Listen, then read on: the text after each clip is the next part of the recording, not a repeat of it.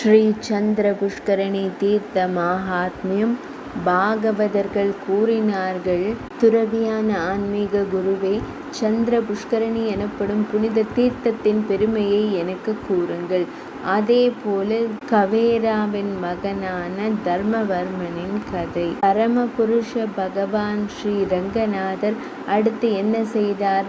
நிச்சயமாக இறைவன் தன் பக்தர்களுக்கு அடிபணிந்து தன் சொந்த விருப்பத்தின் பேரில் நகர்கிறான். ஸ்ரீ சத்குரு கூறினார், படைப்பாளியான தக்ஷனுக்கு முன்பு 28 மகள்கள் இருந்தனர். அவர்களின் பிரகாசம் இரத்தின மாலை போல் வானில் பிரகாசித்தது. கிருத்திகை, ரோகிணி, மிருகசிரிஷம் மற்றும் அபிஜித் ஆகிய விண்மீன்களும் குறிப்பிடப்பட்டுள்ளன. அர்த்ர, புனர்வசு, புஷ்ய, ஆஷ்லேஷா மற்றும் மகா, பின்னர் ஹஸ்தா, சித்திரா மற்றும் ஸ்வதி ஆகிய 2 பால்குணிகள் உள்ளன.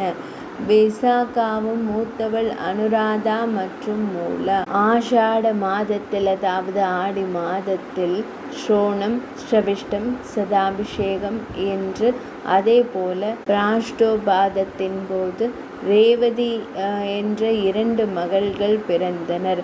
அஸ்வினி மற்றும் பரணி அனைத்து நட்சத்திரங்களின் தெய்வங்கள். சமயத்தை அறிந்தவர்களில் சிறந்தவரான தக்ஷன் மகிழ்ச்சியுடன் அதை சந்திரனுக்கு கொடுத்தார். அமிர்தம் தரும் சந்திரனுக்கும் அன்னை ஸ்ரீதேவியின் சகோதரனுக்கும் அவர்கள் அனைவரும் அன்பினால் ஒருவருக்கொருவர் சேவை செய்தனர். நாளுக்கு நாள் சுதாகரின் அழகில் மயங்கிக் கொண்டிருந்தனர்.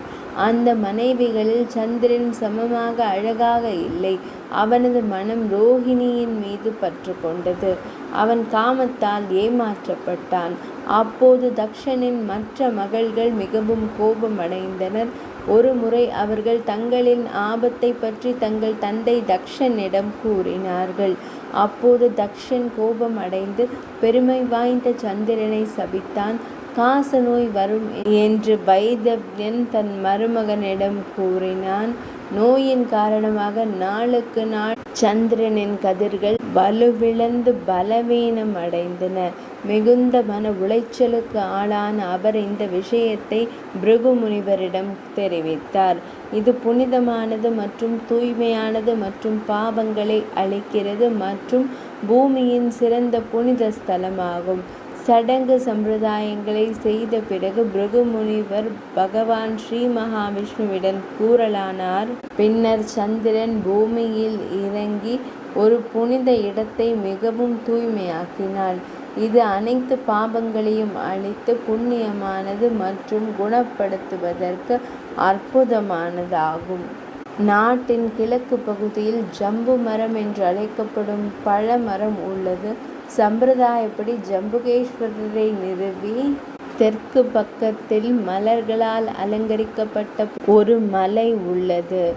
அந்த மலையின் கீழே வாசுதேவரும் மகாமுனிவர் வியாசதேவரும் வசித்து வந்தனர். மேற்கு பகுதியில் சகல ஐஸ்வர்யங்களையும் தரும் பில்வ மரம் உள்ளது. அதேபோல் வடக்கு திசையில் உள்ள கடம்ப மரம் மனிதர்களில் சிறந்தது. இவ்வாறு சந்திரனை நிறுவிய பிறகு சந்திரன் மிகுந்த நம்பிக்கையுடன் அதை வணங்கினார். காச நோயிலிருந்து விடுபட்டு உலக பேரின்பத்தை ஏற்படுத்தினார். அவர் வெள்ளை இறக்கைகளில் வளர்ந்தார் மற்றும் ஒரு முழு உடல் மனிதராக இருந்தார். நாளுக்கு நாள் 15 தினங்களில் ஒருவர் தக்ஷ அமிர்தத்தின் வார்த்தைகளை உருவாக்க வேண்டும். சோர்வாக இருந்தாலும் வாசுதேவரின் அருளால் மீண்டும் வளர்ந்தார். பரம புருஷனான விது தன் மனைவிகளின் மென்மையை பெற்றார். அவர் சம எண்ணம் கொண்டவராகவும் தக்ஷரை மகிழ்வித்தவராகவும் ஆனார். இந்த நிலவின் ஏரியில் நம்பிக்கையுடன் நீராடுபவர்கள் காச நோய் போன்ற நோய்கள் சந்தேகத்திற்கு இடமின்றி அழிக்கப்படுகின்றன. எல்லா பாவங்களையும் அழித்து மகிழ்ச்சியை அதிகரிக்கிறது. சந்திரனை போல் ஏரியுடன் கூடிய புண்ணிய ஸ்தலம் இது. ஸ்ரீ மகாவிஷ்ணுவின் பிரசன்னத்துடன் தொடர்புடையது. சந்திர புஷ்கரணி கரையில் ஸ்ரார்த்தம் செய்பவர்கள் தங்கள் குடும்பத்தை மேம்படுத்தும் தந்தையர் மகிழ்ச்சி அடைவார்கள்.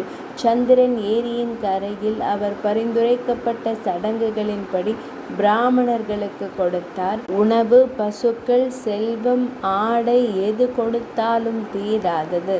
சந்திரன் ஏரிக்கரையில் முழக்கமிட்டு துறவறம் மேற்கொள்பவர்கள் நிச்சயமாக பரமபுருஷ பகவான் மிகவும் மகிழ்ச்சி அடைவார்.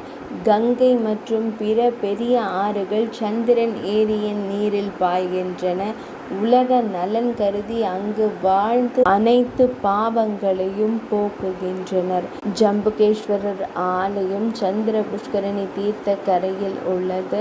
நம்பிக்கையுடனும் பக்தியுடனும் வழிபடுவதால் அவர் சகல ஐஸ்வர்யங்களையும் அடைகிறார். தினம் தினம் பக்தியுடன் பில்வ மரத்தடியில் அதிர்ஷ்ட தேவியை தரிசனம் செய்தார். அவர் நிச்சயமாக கடனில் இருந்து விடுபட்டு பெரும் செல்வத்தை அடைவார். புன்னாக மரத்தின் வேரிலும் வாசுதேவர் நிரந்தரமானவர். இதை கண்டால் நிச்சயமாக அவன் எல்லா பாவங்களிலிருந்தும் விடுபடுகிறான். தீராத பரமபுருஷ பகவான் கடம்ப மரத்தின் வேரில் வீற்றிருக்கிறார். தினமும் அவரை நம்பிக்கையுடன் வழிபடுவதால் அவர் உன்னதமான இருப்பிடத்தை அடைகிறார். சந்திர புஷ்கரணி தீர்த்தத்தின் பெருமைகளை கூறுபவர்கள் அவர்களுடைய பெரும் பாவங்களும் சந்தேகத்திற்கு இடமின்றி அளிக்கப்படுகின்றன. சந்திர புஷ்கரணி தீர்த்த மகாத்மியம் இனிதே நிறைவடைந்தது.